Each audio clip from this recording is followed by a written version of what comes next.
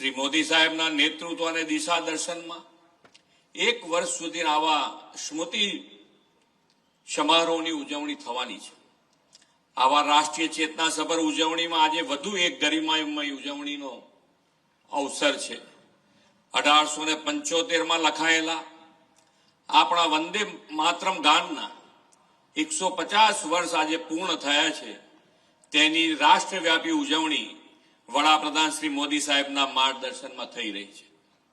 આ ગીત બંકિમચંદ્ર ચટ્ટોપાધ્યાયજી દ્વારા આનંદ મંથ નવલકથામાં પહેલીવાર પ્રકાશિત થયું હતું. પહેલીવાર જ્યારે રવિન્દ્રનાથ ટાગોરે આ ગીત ગાયું ત્યારે દેશના નાગરિકોને એક અદ્ભુત રોમાંચક અનુભવ થયો હતો.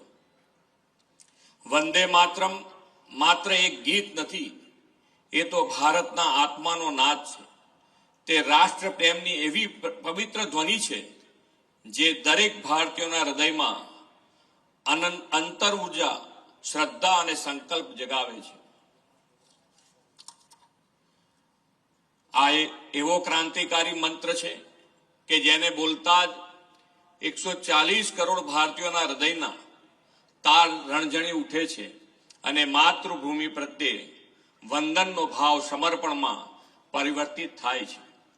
વંદે માતરમ એ રાષ્ટ્રગીત તો છે જ, પરંતુ પ્રેરણા ગીત પણ છે, જેને સ્વતંત્રતા સંગ્રામથી લઈ આજ દિવસ સુધી સૌના હૃદયમાં એક આગવું સ્થાન બનાવ્યું છે.